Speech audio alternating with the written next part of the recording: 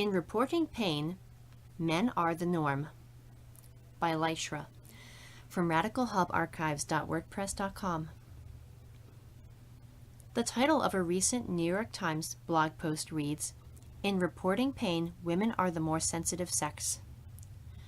The article discusses the results of a Stanford University study that were published this week, comparing men's and women's reports of pain for identical medical ailments. What is mysteriously absent from the article in all of its hand-wringing about women reporting more pain is a very obvious answer for the discrepancy. Men simply underreport pain. The entire article frames the issue as stemming from women, and that it is women who are differing from the default persons, males. Quote, "Do women feel more pain than men? Overall, women's pain levels were about 20% higher than men's. ... Why women report higher pain levels ... Why women's brains process pain differently than men." Close quote. There's no reason to pose it the topic this way unless you think women are the anomaly and that women must be investigated for this differential. The headlines of many other publications talking about this research used similar formulas, considering male experience the baseline human experience. San Francisco Chronicle says, "Women found to report much more pain than men." Wall Street Journal blog, "Is pain more painful for women?" CBS News, "Women feel more pain than men, study finds." You get the picture. This particular study is not evidence that women's and men's brains do process pain differently, yet it is presumed that they do, and that this is solely due to nature of some sort. The lead author of the study, a professor at Stanford's medical school, Dr. Atul Butte, swiftly dismisses the idea that men's social conditioning has anything to do with their underreporting of pain. Quote, "While you can imagine such a bias," he said, "across studies, across thousands of patients, it's hard to believe men are like this. You have to think about biological causes for the difference." Close quote. Nope, it can't be due to gender socialization that tells men they must not be weak, i.e., like a woman. It must be biology, because the good doctor says so. And what a succinct example of patriarchal reasoning there, too. You're imagining it. Men aren't like that, but if they are, it isn't their fault. Besides this glaring omission in interpreting the results, many other potential explanations are left out. Might women feel compelled to report more pain because doctors won't take them seriously unless they do so? In the New York Times comment section alone, 2 women wrote that their doctors didn't take their menstrual pain seriously until they mentioned how they had actually passed out from the pain. Perhaps women are better or more honest in communicating? What about the role of mental health and the physical manifestations certain disorders take on, for example, depression and pain? Could a pre-existing chronic pain disorder amplify other pain that a woman experiences? All of the stress and trauma experienced by females add up to a whole lot of unexplained physical ailments, which are likely to be physical symptoms of PTSD or anxiety disorders brought about by male violence.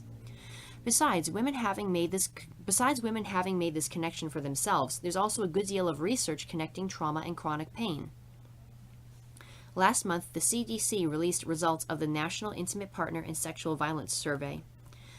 Quote, "The findings indicate female victims of violence had a significantly higher prevalence of long-term health problems, including irritable bowel syndrome, diabetes, frequent headaches, chronic pain, and difficulty sleeping. And nearly twice as many women who were victims of violence report having asthma compared to women who did not report violence victimization."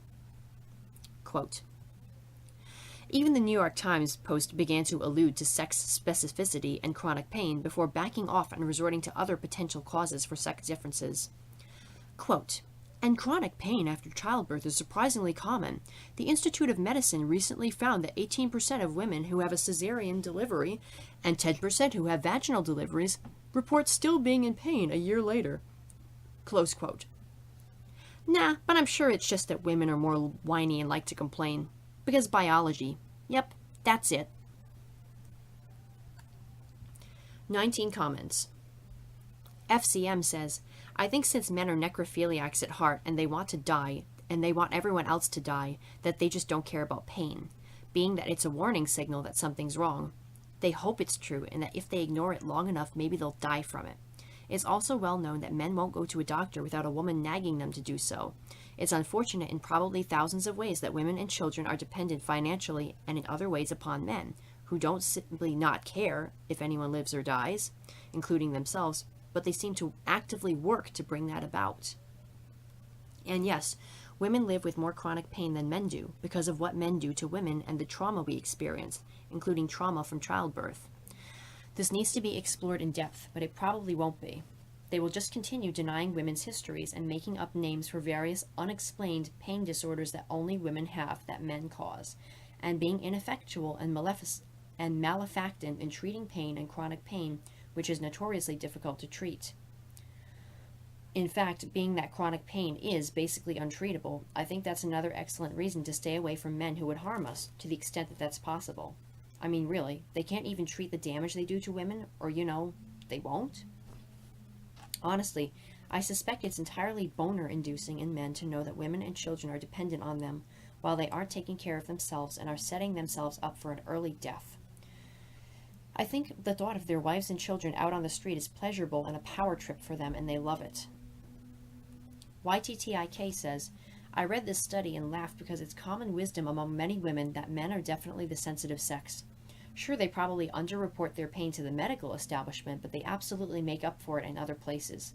Male whining about pain is legendary. A paper cut, a head cold, can send a dozen women scurrying about for chicken soup and morphine for weeks. Seriously, it can be so ridiculous. Many of my women friends have joked about now believing in assisted suicide. A guy I know cut his finger recently and got 2 stitches.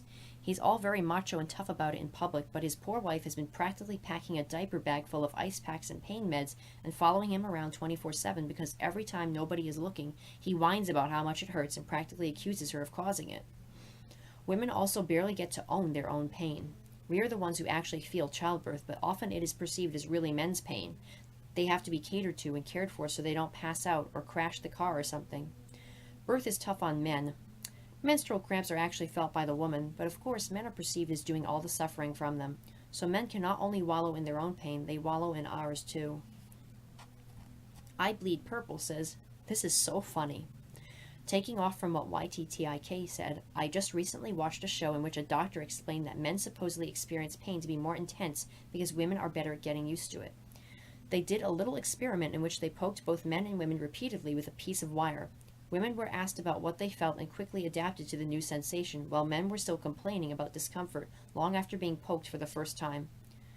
The good doctor opined that women were better at handling it because of monthly menstrual pain.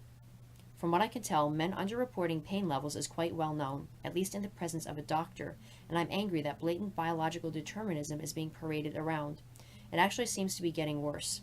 Makes me wonder if I have to open the newspaper someday and happen upon a scientist claiming that the size of my liver destines me to be more stupid than a man. FCM says, yes, it is funny. And the whining and crying at trivial medical problems like paper cuts and head colds reveals that men can be necrophiliacs while still being gynergy-sucking vampires. Who knew? These things are not inconsistent, and in fact are completely consistent with virulent misogyny. Forcing women to nag them to go to the doctor for preventative medicine or treatment or serious or potentially serious ailments is also gynergy sucking. This is completely their modus operandus in every context. And she quotes an article. Married men live longer as wives nag them to visit their GP. Married men may have longer lives because their wives nag them to see their doctor, research shows. And both men and women in committed relationships are more likely to do regular exercise, adding years to their life, researchers say. The study, to be presented at the Royal Economic Society's annual conference at the University of Surrey, sheds new light on the benefits of marriage.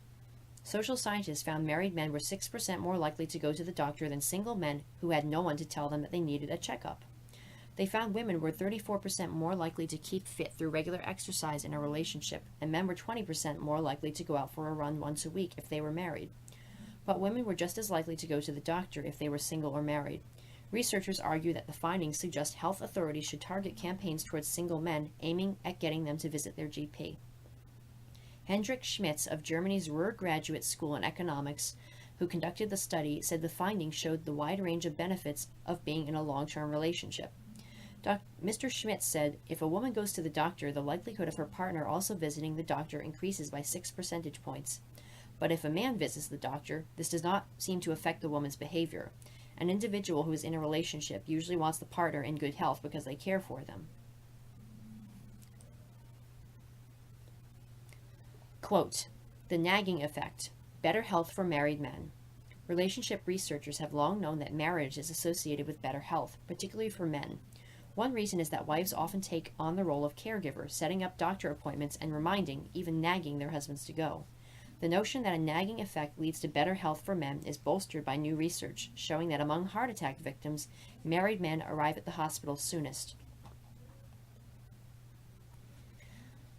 ISIS says, quote, and chronic pain after childbirth is surprisingly common. The Institute of Medicine recently found that 18% of women who have cesarean deliveries and 10% who have vaginal deliveries report still being in pain a year later. Nah, but I'm sure it's just that women are more whiny and like to complain, because biology. Yep, that's it. Close quote.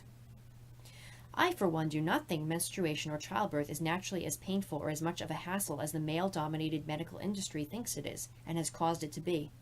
Is there any necessary male function that is supposed to be painful? It's also because these asshole male doctors have encountered annoying feminists in the past who complain about women's rights and women always being hurt. So they take it out on the next woman they see, which happens to be his patient, even if she isn't a feminist or isn't complaining about women in specific. Witchwind says, I notice 4 contradictory tendencies with men here regarding pain from what you've been saying. A. Men underreport pain in front of other men, people, male authorities to show that they're not wimps, they're macho, etc., to maintain the illusion they're stronger than women. B. Men disregard any sign of pain, would it be in themselves, with women, animals, or the environment, because taking the pain signs seriously would mean stop using the tools for which they retain control over women and the world. They don't want to stop ruling women and the world through destruction, so they keep ignoring pain signs. C. Men are crybabies whenever it means being a parasitic vampire to a woman, preferably the women they own. This way it reinforces her sterility, keeps her mind and body occupied by him. D. However, sometimes it also comes in handy to say that women feel less pain because they're more used to it. This makes it okay to inflict more pain on women or ignore when they are actually in pain. The fact is that women having their bodies constantly invaded, prodded, attacked, etc. are usually more prone to dissociate from their bodies. In fact, this shows me that men do and say whatever they damn want, because they can, but also because they'll invent anything and go to any extent to justify and reinforce their control of women. FCM says chronic pain after childbirth is surprisingly common, eh? Surprising to who exactly? I'm sure that finding wouldn't come as a surprise to one of the hundreds of thousands or millions of women across time and place who have experienced it firsthand. Mocha Aranis says, the dude bro media, academia, and medical industry are at it again. Peer review? Just a euphemism for circle jerk, misogynistic bullshit, passing itself off as an intellectual truth. This is how patriarchy maintains its monopoly over the cultural and scientific and medical narrative, which becomes propaganda, of course. As Witchwind said above, men will say and do anything to reaffirm their parasitic dominance over womankind in all sectors of life. And they'll use their industries, media outlets, government, and so on to serve that purpose. How interesting that men can change their stories and be obnoxiously and willfully inconsistent, and yet retain their default credibility status. Sociopathy, anyone? No Anodyne says, excellent post, Lyshra. Thanks. How do professional medical researchers miss the one thing that would be obvious to even a budding anthropologist? The doctors themselves determine the likely outcome of the self-reporting. The results were going to be skewed just based on how badly the experimental conditions were. And those conditions also varied too widely for the study author to account for. But what do you know, when mildly called one alternative explanation, he just pulled something out of his butt, dismissed the obvious problem, and went right ahead, getting quoted in the national media. Witchwind says, this reveals the complete imposture of male scientists in general, how fake it all is. It's all a facade they set up, like everything else, to legitimate their power. Their sado propaganda they then use to inseminate and occupy women's minds. The status, money, and prestige they get for blabbing out such piss-poor findings that even a 2-year-old could spot the inconsistencies in is just laughable. Male science is the new modern patriarchal religion, a patriarchal self-fulfilling prophecy where a bunch of inner circle jocks get to decide what is scientific and what's not, and therefore what's true and what's not, what counts as knowledge and what not. And the male scientific dogma is a simple continuation of religious dogma. They got rid of this pretend male father and decided that all men are gods after all, so whatever they say is true as gold. They said fuck religion. They found this male god too constraining. They decided that they were the gods. They were the ones who should rule women and the world, and they should be deciding what's true and what's not. Really, that's the history of science. Bacon, Newton, Comte, Descartes, and all the industrial science-y anti-religion revolutionaries were very explicit about it. Karmarad says, the androcentrism of science is one area in which feminists and academia have rejected the postmodernist paradigm and are making some fundamental observations about the masculinist roots of scientific research. Elizabeth Anderson's Feminist Epistemology, an Interpretation and a Defense, discusses 4 ways that feminist critiques can correct the distorted lenses of masculinist science.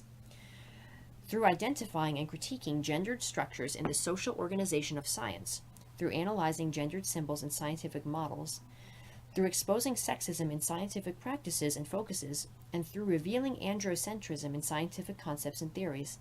This particular mix of science and androcentrism seems to need all 4 kinds of critique. Michelle Bra-Heidner says, this study is so very typical in that it is male-biased because they are measuring the results against a male baseline instead of a neutral one. How utterly ridiculous, but typical. I've had several men in particular who had gotten pissed off at me because I said that everything that has been created out of patriarchy is male-biased, including science. The men claim that this is not the case because the scientific method was created to make sure biases do not occur. This study is a very good example of the male bias I was talking about.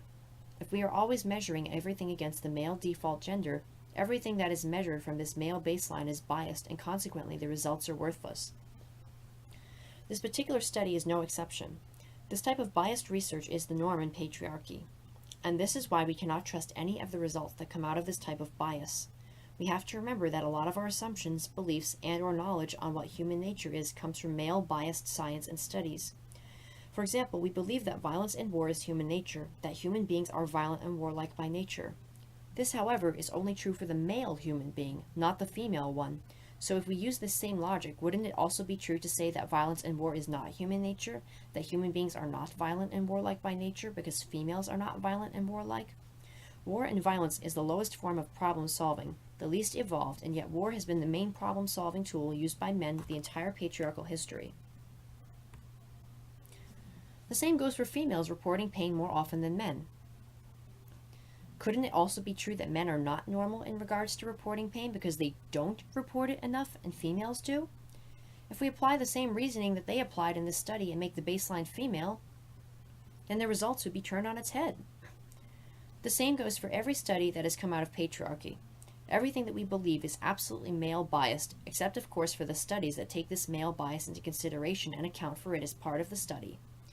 Unfortunately, females are taught since birth that there is something wrong with them physically and emotionally just because they are female and not male. Therefore, perhaps because they have been taught not to trust their own instincts about their bodies and their psyches, they seek professional help outside of themselves because they have been taught to not listen to their authentic self. Females are literally indoctrinated into a system that needs them to be dependent on men. Females are broken and force-fed a male-prescribed female self that they have to adopt to survive.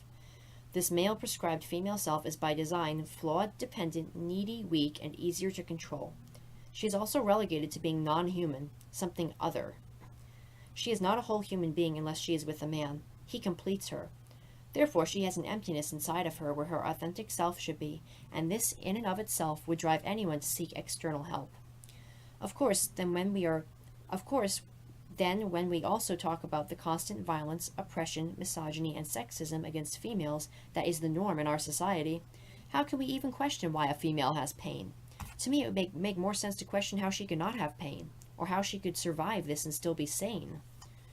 It is extremely frustrating to see this type of bias everywhere, and at the same time, it is also invisible due to the same bias being an integral part of our social system. The practice of using a male baseline as the norm in patriarchy, and yet I'm supposed to believe that science isn't male biased? Really? Even if you use the scientific method, if your study has a male foundation, the study is biased prior to using the scientific method. I have tried and tried and tried to communicate to people, even feminists, that we need to understand that we all have male biased thinking due to our indoctrination into patriarchy, and that patriarchal way of doing things is only one way, the male way. I've tried and tried and tried to communicate to people that the female way, the authentic female way at best, the authentic female way, at least in the past 4,000 or 5,000 years, has been buried and forgotten. However, nevertheless, it could be the better way. If we were to, just for 1 minute, look at the fact that we base everything we know using a male baseline, that our very foundation is male and the female is hidden, obscured within the male, a rib comes to mind here, and if we take this fact into consideration and then account for it by separating and liberating the female human being and her attributes, her history, her behaviors, from the male human being, we would then finally see that our planet would be better off if female ideals were the norm. The difficulty here is that the female human being is not existent in our society because she is not autonomous from the male human being. She is not separate and whole, but a part of the male. This is why we can't just look at the female and see how different she is. We can't see how much more evolved she is because the male human being is standing in front of her, obscuring her. She is a part of him, therefore she is guilty by association for his deeds, including his violent and warlike history. This example of male-biased research, where they use the male gender as the baseline to measure the female gender, is a mirror image of how patriarchy is used as the baseline to measure all societies. That patriarchy is the norm, and anything that is different is not normal.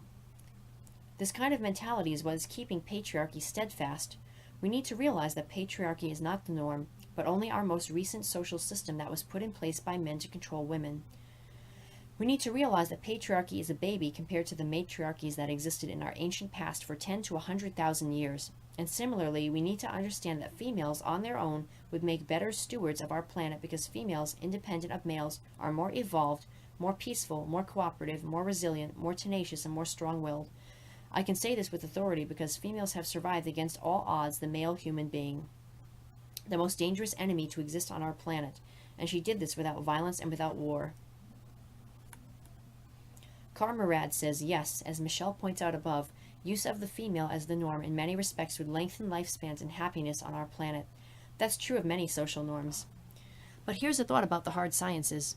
If there is an objective reality out there, we need eventually to know and understand and carefully set aside both male and female norms somehow. I'm thinking about the long search during the development of quantum mechanics in the early part of the 20th century for ways to conceptualize the look and operations of the atom. Of course, there were almost no women involved as scientists. Progress kept getting derailed because the model just didn't work. One famous mathematician said the atom was like a volcano, a big hot phallus with magma shooting out. For decades, this idea that when a photon collided with an atom, particles shot out prevailed. The scientists finally accepted that the atom is like a droplet of water that evaporates its particles. They didn't like this picture, though, you can tell. Kind of a girly thing, that atom. I have to laugh, thinking that if women were the scientists using our norms, what would we have made of the atom? In an even deeper derailment, the men for decades had a terrible time because they couldn't force certain subatomic particles to choose to be either waves or particles. The ambiguity was killing them. It seems to have derailed quantum mechanics for about 20 years. I have to think if a woman had been part of this, they would not have had as hard a time accepting that sometimes a thing can be in two states of mind at once. So these problems go very deep in science. Some women philosophers have taken the view that it goes so deep the very concept of objectivity is hopelessly contaminated by masculinist norms. The deepest problem is that when thinking theoretically, even a mathematician ends up becoming a poet, i.e., dreaming up metaphors and analogies to conceptualize the math. But those concepts drift up through a male psychology. We don't have to worry yet about female psychology leading to a lack of objectivity. And of course, since women aren't a strong enough force in the hard sciences yet. Also, we don't have any way yet of knowing what female psychology actually is. That is, what we are really like, underneath the conflicts caused by our conditioning and training in male paradigms. So for now, the best we can do is point out how male psychology, which we all know too well, frequently deforms the conceptualization of the study, the methodology of the study, and the analysis and conclusions of the study, like we're doing with this pain study, and the false conclusions can hurt a lot of people, so it really isn't funny after all. Bodie McLeod says, rubbish. If men had to give birth, they'd kill themselves. LOL. And actually, what I learned years ago is that women do report higher levels of acute pain, but lower levels of pain over the long haul, which means that we're better at tolerating pain for a prolonged period of time. But again, all of this is what people report. There is no way to measure what anyone is actually feeling.